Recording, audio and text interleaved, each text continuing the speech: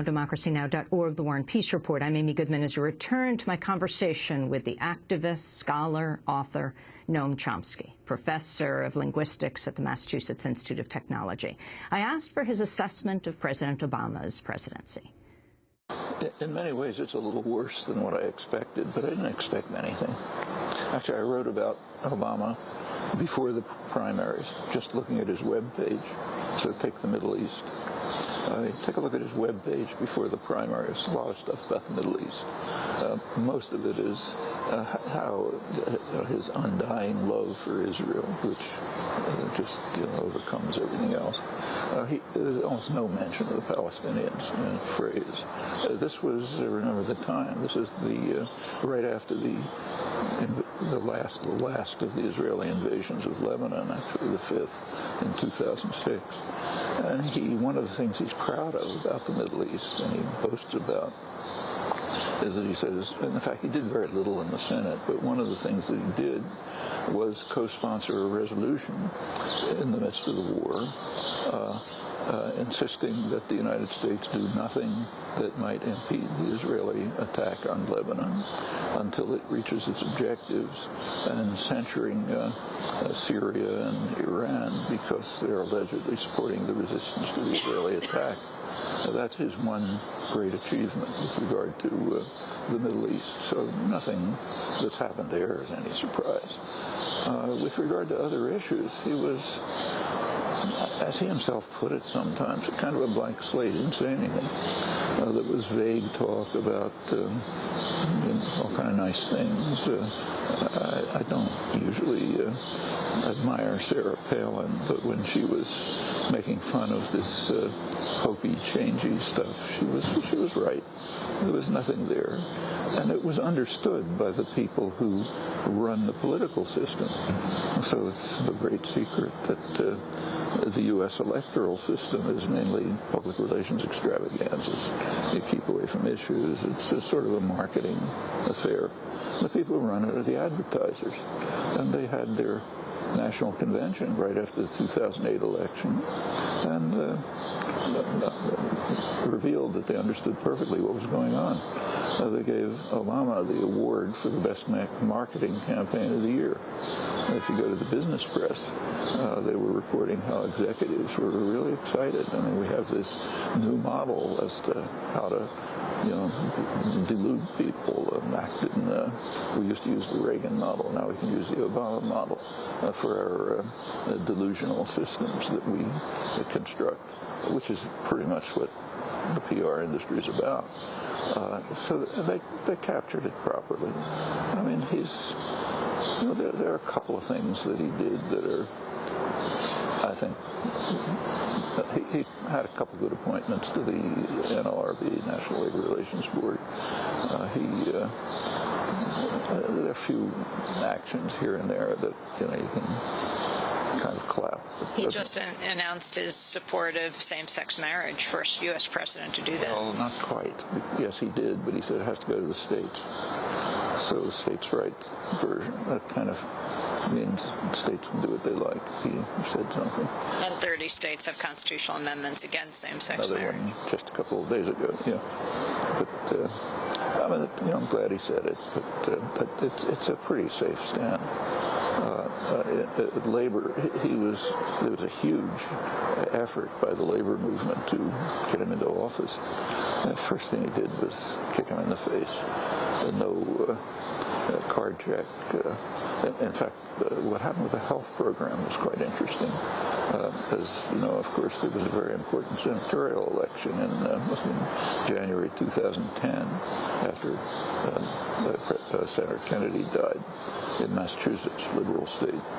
And what was at stake was not just Kennedy's position, but the filibuster-proof majority, which is quite critical. Well, the Democrats lost that election, which is pretty dramatic, and it was carefully analyzed.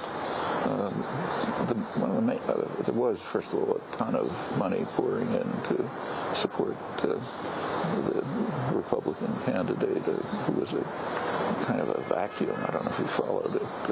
I'm Scott Brown, and here's my truck. That was the campaign. But But what was quite interesting was and in the suburbs, more or less affluent suburbs, voting was pretty high. In the downtown areas, the urban areas where working class and poor people live, voting was quite low. What was quite interesting was the union vote, which was analyzed. Union members, the majority of them voted against, for the Republican, meaning against Obama. Why? That was investigated too. They were furious. They had worked really hard to put Obama into office. He broke all his promises to them. But furthermore, the health plan, one of the promises was there'd be some kind of national health care. And I think he could have achieved that. For example, support for the public option was about 3-2, I think. He made any effort, could have gotten it through. But not only did he not put that through, but the one thing that he insisted on was cutting back what were called Cadillac health plans. And they actually should be called Chevrolet health plans. And those are the health plans that union workers had fought for years. You look at the history of the American labor movement, it's kind of abandoned all sorts of things all along the way. The rights of workers in the workplace, all kinds of things. But it insisted, it did make one gain, made a compact with management, kind of a contract that they'd get good benefits, health benefits for themselves, not for the country. Of course, a compact like that lasts only as long as business decides to keep it. When they give it up, it's over. But they did have reasonable health plans for themselves. Those are the Cadillac health plans. So the one thing Obama wanted to do was to kill the health plans that they had sacrificed for and fought for 50 years, giving up plenty of other things in the struggle. And they were pretty angry about it, and understandably. And I think if you look at other constituencies, it's approximately the same. Take, say, environmental issues.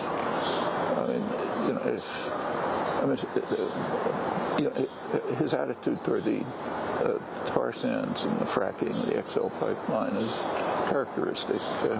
So in his State of the Union address, last State of the Union address, he emphasized the fact that we're in a great position. We have maybe 100 years of energy independence ahead of us using these methods which are going to destroy the environment.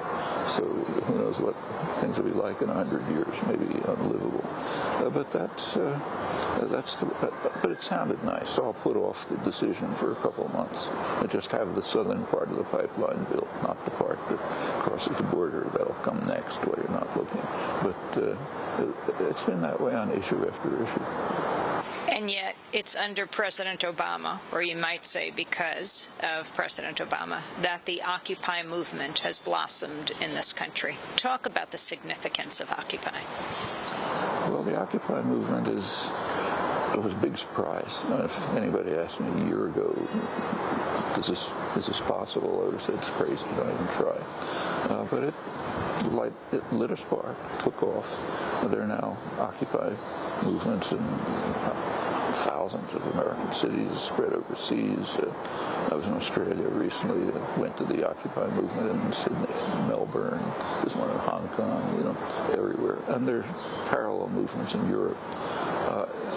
It's the first, and it's very significant, I think, already, and it's only been around for a couple of months, so, you can't talk about huge achievements. But there are two kinds of achievements which I think have already had an effect that probably is permanent, but anyway significant. One is they just changed the national discourse. So issues that had been marginalized, they're familiar, but you didn't talk about them, like inequality, shredding of the democratic process, financial corruption, environmental issues, all these things. They moved to the center of discussion. In fact, you can even see it from the imagery that's used. You read about the 99% and the 1% in the conservative press, the business press. That's just changed the way lots of people are looking at things. In fact, the polls show that concern over inequality among the general public rose pretty sharply after the Occupy movement started, very probably as a consequence. And there are other policy issues that came to the fore, which are significant. The other aspect, which in my estimation may be more significant, is that the Occupy movement spontaneously created something that doesn't really exist in the country. Communities of mutual support, cooperation, open spaces for discussion. They just developed health system, library, common kitchen, just people doing things and helping each other. That's very much missing. There's massive propaganda. It's been going on for a century, but picking up enormously, that you really shouldn't care about anyone else. You should just care about yourself. You pay attention to yourself. We don't want anything else. You take a look at the attitudes among young people. It's polled, it's studied. It's remarkably high. So there was just a study that came out from the Harvard Public Policy Institute, found that pretty scary results, I thought. Less than, this is vote kids 18 to 24, college students basically. Less than half of them think that the government has a responsibility to deal with things like health care, food, and so on. When they say the government doesn't have a responsibility, that's kind of an interesting concept. If people thought they were living in a democracy, they would ask the question whether it's a public responsibility. But again, the propaganda system is designed to make you feel that the government is some alien force that's against you. You want to keep it away from your affairs. In a democratic society, it would be quite different. Like you can see it on April 15th. In a good measure of the extent to which a democratic system is functioning is how people feel about taxes. If you had a functioning democratic society, April 15th would be a day of celebration. It's the day on which we get together and fund the policies that we've decided on and that we've gotten our representatives to approve of. It's not what it is here. It's a day of mourning because this alien force is coming to steal things from you. Well, that's the kind of thing that the Occupy movement began to break. It said, yeah, we're in it together. That's what the old labor movement used to be. I mean, I can remember as a kid in the 30s when the situation was objectively much worse. But my family is mostly unemployed working class here in New York. But there was a sense of hopefulness, largely because of the labor organizing, which not only provided benefits to the people involved, but also made them part of something in which we can work together. The term solidarity wasn't just a vacuous term. And to rebuild that kind of thing, even if it's in small pieces of the society, can become very important. It can change the conception of how a society ought to function. There's this whole issue of the posse comitatus, which most people agree with this act that U.S. soldiers should not be marching in the streets of the United States. But do you think authorities are getting around this now by militarizing the police, the kind of response we're seeing to the Occupy encampments all over this country? And, well, we'll see what happens as the protests build around the Democratic and Republican conventions, NATO, that's happening in Chicago and beyond. Well, power systems don't say thank you and disappear. Of course they're going to respond. And they'll respond in various ways. I mean, what's happening now is wrong, but we ought to bear in mind that it's nothing like what happened in the recent past. So, for example, we don't have COINTELPRO. Remember, not many years ago, the National Political Police, the FBI, was organizing Gestapo-style assassinations of organizers, like Fred Hampton. Totally undermined the new left. They tried to destroy the women's movement. They were all over the place. That's mostly the black movements are just pulverized by government repression. Well, what's happening now is bad, but it's not that. Sure, but there's going to be responses. And that's not the only case, after all. I mean, you look at Obama's programs, The part that really did surprise me, and I don't frankly understand it, is his attack on civil liberties, which is extreme. He's gone beyond Bush.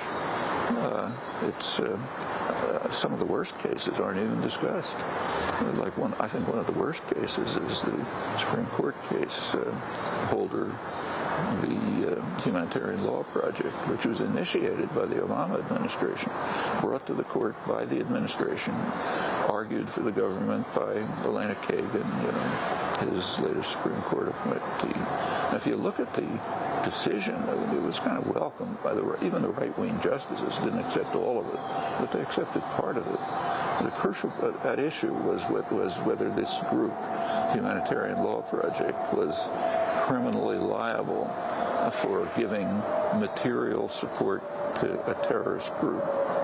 The material support in question was legal advice to the PKK, Turkish group, giving them legal advice. That was material support. You read the wording, you and I, many people we know are liable under this. If we've met people who the government claims are terrorists, they don't have to give any reason for it. They just say you're a terrorist, like Mandela, for example. If you meet with them and you talk to them and you advise them, in fact, if you advise them to carry out nonviolent tactics, you're giving material support under the Obama interpretation of material support. Material support used to mean giving them arms or something, but it is extended by this to your speech to them.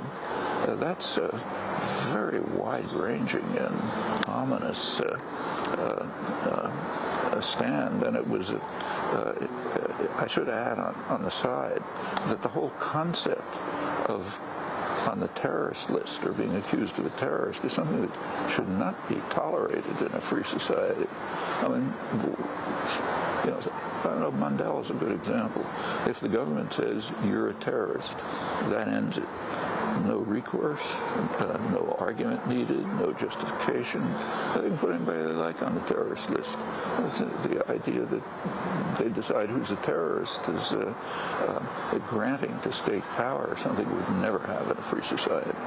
So not only is that, should that be intolerable, and that's of course not Obama, it goes way back, but extending the notion of material support to discussions with them, or advice to them, or I mean, it should be beyond discussion. It's barely discussed.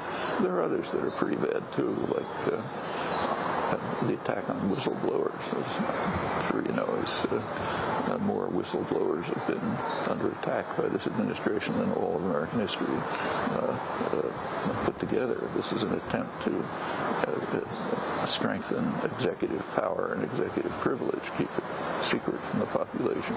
And it goes, NDAA is another case. I mean, it's not his initiative, but he should have vetoed it, I think. But all of these extensions of state power and violations of civil rights are significant, but we should bear in mind that we're a lot freer than people here have been in the past, and certainly a lot freer than in other countries. So it's bad, but we shouldn't exaggerate. There's plenty of opportunities to do things. MIT professor Noam Chomsky. If you'd like a DVD of today's show, you can go to our website at democracynow.org. Coming up, he speaks about WikiLeaks, the assassination of bin Laden, Occupy Latin America, and what gives him hope.